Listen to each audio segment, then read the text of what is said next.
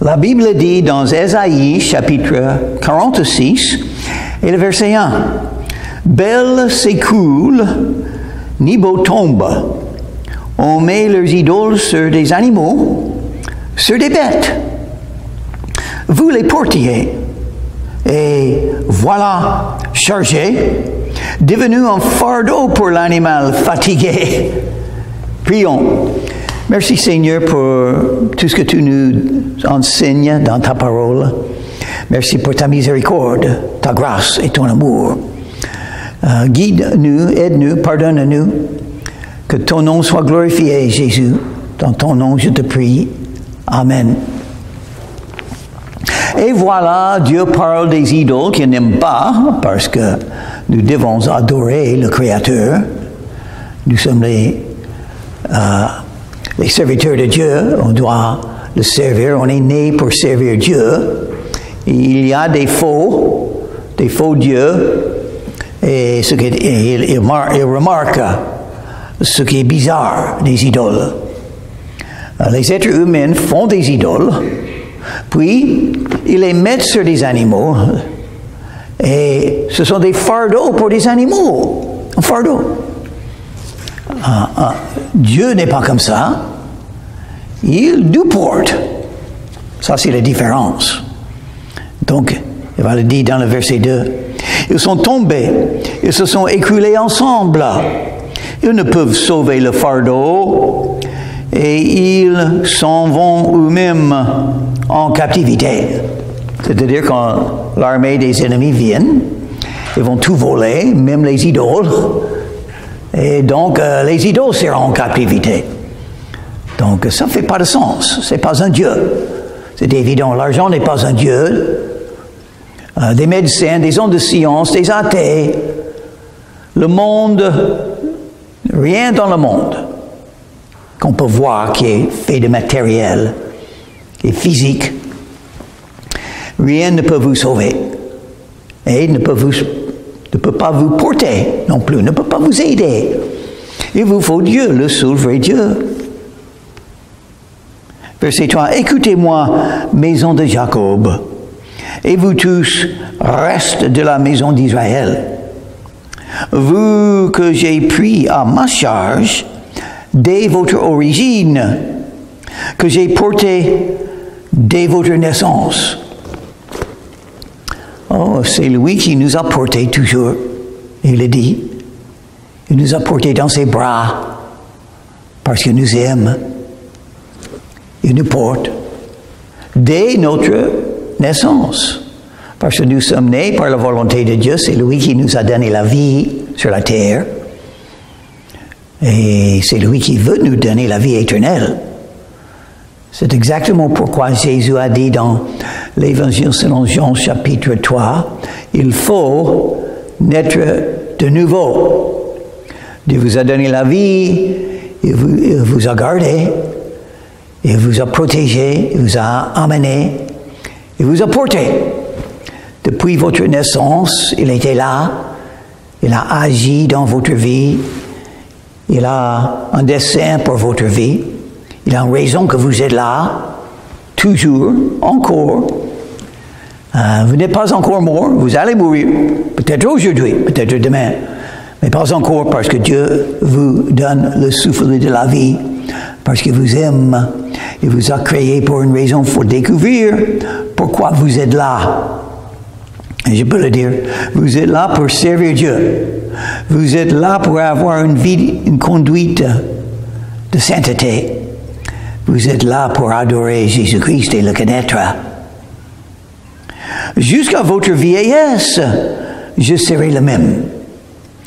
Jusqu'à votre vieillesse, je vous soutiendrai. Oh, c'est bien ça. Dieu ne change pas. Il vous a porté quand vous étiez jeune. Il vous portera quand vous êtes vieux. Un bénéfice d'être un vrai croyant en Dieu. On peut le servir même quand on est vieux. Parce que servir Dieu, c'est par la foi dans le cœur. Et on peut faire ça quand on est vieux. On n'est pas obligé d'avoir la force des bras forts pour servir Dieu. Si on est jeune et on a la force, on peut le servir avec ça. Il faut l'aimer avec toutes vos forces. Mais si vous êtes vieux, vieille, vous avez moins de force, vous pouvez toujours servir Dieu par la foi. Oui, vous pouvez prier, vous pouvez adorer Dieu, vous pouvez le louer, vous pouvez parler de lui aux autres qui viennent vers vous. Et Dieu est toujours là. Il ne change pas. Il vous a aimé quand vous êtes né, il vous a donné la vie. Donc bien sûr, il vous aime. Et il vous aime toujours. L'amour humain peut se terminer, mais l'amour de Dieu, non. Ça continue éternellement. Qu'est-ce qui peut nous séparer de l'amour de Christ? Rien du tout. Romains chapitre 8. Rien du tout. Et il est là pour nous aider, pour nous soutenir, pour nous porter. Et maintenant, le Seigneur, l'Éternel, oh pardon, c'est pas le bon verset, chapitre 46, le reste de verset 4.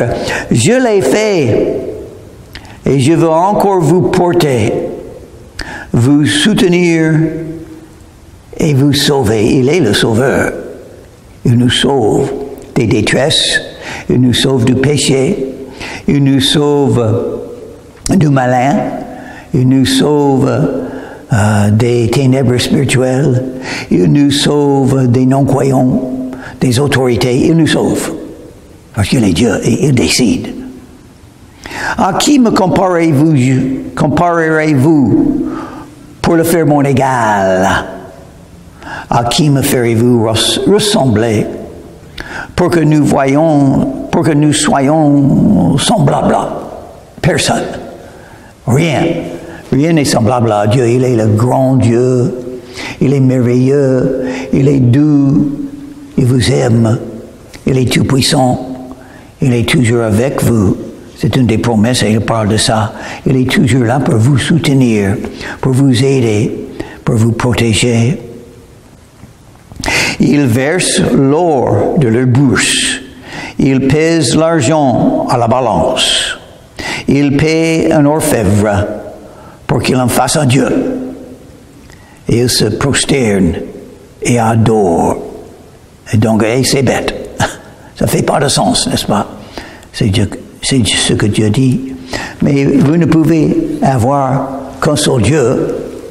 Vous ne pouvez pas adorer les choses matérielles et Dieu, les richesses et Dieu, impossible. Il faut choisir. Lequel est-ce que vous allez adorer? Les choses matérielles ou Dieu qui est esprit? Il le porte, il le charge sur l'épaule. On parle encore des idoles. Des êtres humains qui ont fait des idoles, ils portent leurs idoles. Oui, mais non, c'est Dieu qui nous porte. Et eux, ils portent leurs idoles. Ça ne fait pas de sens. Ça, c'est la preuve, une preuve là, que ce n'est pas un Dieu. Le vrai Dieu nous porte. Alors, si vous portez quelque chose ou quelqu'un, ce n'est pas un Dieu. Il ne faut pas l'adorer. Il le met en place et il y reste. Il ne bouge pas de sa place. Ce n'est pas Dieu. Dieu est partout. Puis on crie vers lui, mais on ne répond pas. Mais si on crie Dieu, si on invoque Dieu, il exauce toujours. Quiconque invoquera le nom du Seigneur sera sauvé. Il ne sauve pas de la détresse. Oh, on aura des détresses dans la vie, n'est-ce pas? C'est normal. Tout le monde a ses détresses, ses difficultés, les orages qui viennent dans leur vie, ça arrive. Donc, comment être sauvé des détresses comme ça? Se confier en Dieu, parce qu'il peut tout faire. Il m'aime, il va m'aider. C'est ce qu'il faut faire. Il faut venir à Jésus et dire, sauve-moi Jésus. Au secours Jésus. Et puis, vous serez aidé. C'est une promesse de la Bible. Souvenez-vous de ces choses et soyez des hommes. Pécheurs, rentrez en vous-même. Souvenez-vous de ces choses. Il y a des choses qu'il faut oublier, les péchés, les détresses du passé, les événements passés, il faut oublier. Et là, mais il y a des choses qu'il faut se souvenir. L'amour de Dieu, les miracles de Dieu, le fait que Jésus est mort pour vous, tout ce qui est écrit dans la Bible de l'histoire humaine et des hommes de foi et des femmes de foi qui aimaient Dieu. Et les vérités que Dieu nous dit, il nous porte. Il est là pour nous soutenir. Il nous a soutenus quand on était jeunes. C'est pourquoi tu es toujours là. Il va le faire encore. Pécheurs, rentrez en vous-même. Oui, nous sommes des pécheurs. Ça, c'est une vérité de la Bible. Dieu le sait. Il sait tout. Il voit nos cœurs, nos pensées, nos péchés. Donc, on demande le pardon, n'est-ce pas? On cherche d'être pardonné. Et on est pardonné si on le cherche de Jésus, parce qu'il est le Sauveur. Il est celui qui pardonne des péchés. Qui est celui qui pardonne des péchés? Dieu. Oui, Jésus. Donc, ça veut dire quelque chose de Jésus, n'est-ce pas? Mais étonnant, Dieu sait que nous sommes de grands pécheurs. Tous ont péché et sont privés de la gloire de Dieu. Et ça veut dire que nous avons besoin de lui. Nous avons besoin de sa miséricorde, de son amour, de sa grâce, de son pardon. Et il le donne. Il le donne gratuitement, malgré le fait que nous ne méritons pas. Il est miséricordieux envers nous. Souvenez-vous de ce qui s'est passé dès les temps anciens. Il y a des choses qu'il faut se souvenir. Des choses anciennes. Quand Dieu nous a aidés. Quand il a aidé les autres. Quand il a fait des miracles. Quand il a exaucé les prières. Quand il a été miséricordieux. Quand il a puni les méchants. Il ne faut pas oublier ces choses. Je suis Dieu. Il n'y a point d'autre. Je suis Dieu. Et nul n'est semblable à moi. Est-ce que vous servez le Sauveur Dieu? Est-ce que vous connaissez le Sauveur Dieu? Vous pouvez le connaître par foi en Jésus. Parce que le vrai christianisme n'est pas une religion. C'est une relation avec Jésus. On peut rencontrer Jésus dans votre esprit et on peut marcher avec lui comme un ami. Vous parlons avec lui et lui parlons avec toi par l'esprit, par la parole de Dieu et par le fait qu'il est là et il peut toucher votre cœur pour te diriger. Pour te dire, non, c'est pas la voie qu'il faut prendre, c'est par là qu'il faut aller. Si vous écoutez, si vous cherchez, vous allez savoir, vous allez connaître la volonté de Dieu. J'annonce dès le commencement ce qui doit arriver. Ah, ça c'est une des preuves qu'il est Dieu. Il a tout créé.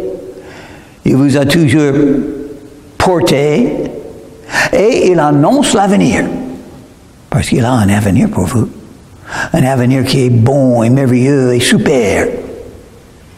Un avenir de joie et de paix et de sainteté et de victoire et de vie éternelle. Et longtemps d'avance, ce qui n'est pas encore accompli, je dis, mes arrêts subsisteront. J'exécuterai toute ma volonté. Qui fait tout ce qu'il veut n'a qu'un. Dieu. Il fait tout ce qu'il veut. Et il a un dessein et il va le faire. Il a un zèle pour le faire. Il a le moyen parce qu'il est tout puissant. Et il nous dit dans la Bible plusieurs prophéties de ce qui va arriver. Donc il faut connaître les prophéties de la Bible. L'Apocalypse, Daniel, Matthieu chapitre 24, 2 Thessaloniciens chapitre 2, 1 Thessaloniciens chapitre 4, les prophéties de l'Ancien Testament comme Ésaïe. C'est moi qui appelle de l'Orient un oiseau de proie, d'une terre lointaine un homme pour accomplir mes désirs, mes desseins. Dieu aime utiliser les êtres humains. Il a créé les êtres humains. Et il aime utiliser les êtres humains pour faire sa volonté. Il touche les cœurs, il change les pensées, il ferme les portes ou il ouvre les portes pour que sa volonté, ses desseins se fassent. Et un des bénéfices d'être un vrai croyant en Jésus, vous pouvez regarder chaque jour. Et voilà ce que tu fais. Voilà, il a changé un cœur là, il a fermé une porte là, et c'est Dieu, c'est la main de Dieu qui a fait tout ça. Et par la foi, vous pouvez le voir, vous pouvez le croire, et vous pouvez être dans l'étonnement et dans la joie en regardant la main de Dieu qui fait toutes choses. Je l'ai dit et je le réaliserai. Quand Dieu dit quelque chose, ça arrive. Donc, il faut faire attention à ce que Dieu dit dans la Bible, parce que ça va venir. Et qu'est-ce que Jésus a dit? La première chose que Jésus a dit quand il a commencé à prêcher, « Repentez-vous, car le royaume des cieux est proche. » Repentez-vous. Il y a un grand besoin de la repentance, c'est-à-dire changer d'avis.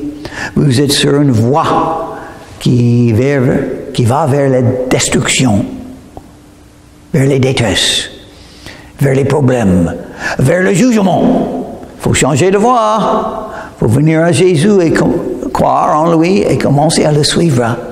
Ça, c'est l'avertissement de Dieu. C'est une des choses qu'il dit. Écoutez-moi. Fin de verset 11. Je l'ai conçu et je l'exécuterai. Il va le faire ce qu'il dit. Les êtres humains, non. Les êtres humains peuvent vous faire des promesses et plus tard, c'est pas gardé. Ils n'ont pas fait ce qu'ils ont dit. Moi, je vois ça souvent parce que je suis un pasteur d'une église. J'invite des gens de temps en temps comme « Oh, je serai là dimanche. Je suis très content que tu m'as invité. Quand je dis que je serai là, je serai là. » Et donc, j'attends, c'est bien. On aura un nouveau invité, un nouveau qui va venir. Ça serait bien d'avoir un nouveau. Et donc, le dimanche arrive, ils ne sont pas là. Et je ne vais voir jamais plus encore dans toute ma vie, ils sont disparus de la terre. Ils n'ont pas gardé leur parole. Et je sais que de temps en temps, il y a raison, mais ça arrive trop souvent pour pouvoir expliquer sans le fait que les êtres humains ne gardent pas leur parole souvent. C'est pourquoi on a des contrats. Si tout le monde garde toujours leur parole, on n'aurait pas besoin des contrats écrits, signés. Et même j'ai fait un contrat pour un appartement récemment en France. J'ai fait par mail, j'ai reçu, il faut signer là, il faut signer chaque page, il faut écrire ceci sur le dos, il faut écrire. Et donc j'ai fait mon mieux, j'ai renvoyé par mail. Et puis j'ai reçu un message, oh c'est pas ça, c'est bon. Vous n'avez pas dit ça quand vous avez. Vous n'avez pas dit, j'ai tout lu, je suis d'accord avec tout. Tu n'as pas dit ça, tu n'as pas écrit ça, donc c'est pas bon. Il faut refaire maintenant. Et donc voilà. Mais je garde ma parole. Je n'ai pas besoin d'un contrat. Oui, mais tout le monde a besoin des contrats maintenant parce qu'il y a trop de menteurs, trop de tricheurs, trop de gens qui ne gardent pas leur parole. Mais Dieu n'est pas comme les êtres humains. Il garde toujours ses paroles, toujours. Heureusement pour nous. Heureusement pour nous, quand il dit qu'il nous donne la vie éternelle, on a la vie éternelle. Par exemple, Jean chapitre 3 et verset 16, Jésus a dit, « Car Dieu a tant aimé le monde. » Ça veut dire Dieu aime le monde. Ça veut dire il m'aime aussi, parce que je suis dans le monde. Donc il m'aime aussi. Car Dieu a tant aimé le monde qu'il a donné son Fils unique. Jésus a été envoyé du ciel pour venir sur la terre, afin que quiconque croit en lui ne périsse pas, mais qu'il ait la vie éternelle.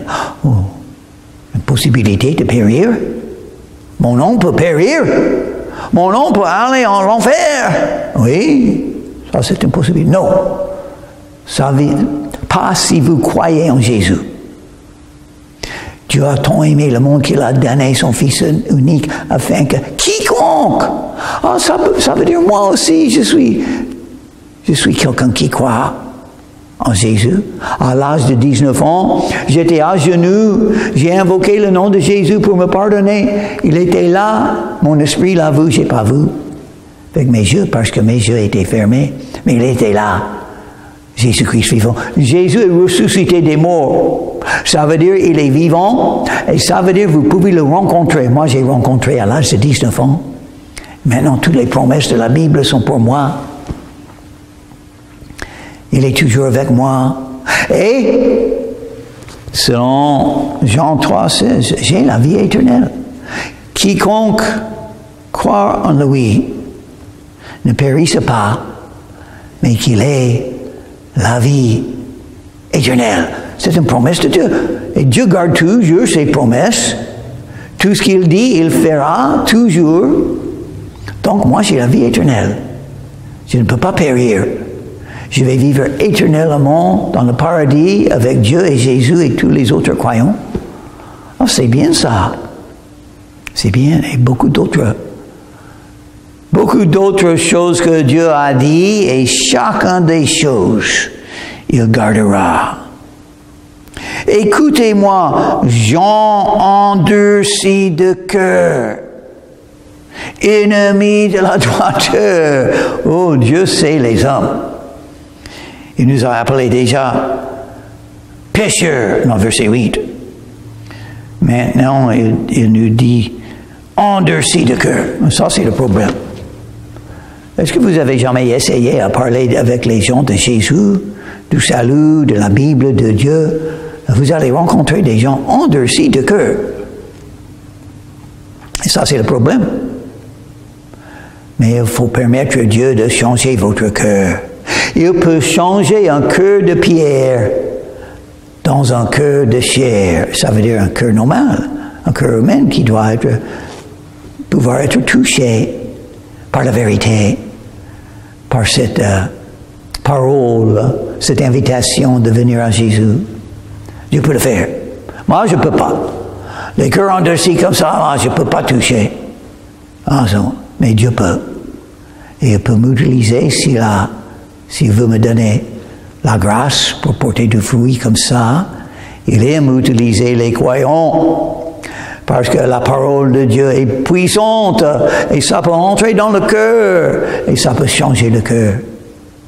Vous pouvez citer un verset comme Romains 10, 13 qui dit « Quiconque invoquera le nom du Seigneur sera sauvé. » Et peut-être quelqu'un sera réveillé. On dit « J'ai besoin d'être sauvé. C'est vrai, je suis un pécheur. J'ai besoin d'un sauveur. J'ai besoin d'invoquer le nom de Jésus. Je vais le faire. Parce que je veux être sauvé aussi. Je veux connaître Dieu et commencer à le suivre. » Et le problème, c'est le cœur endurci. Ennemis de la droiture. Ils font le mal. Ils sont sur un chemin de méchanceté.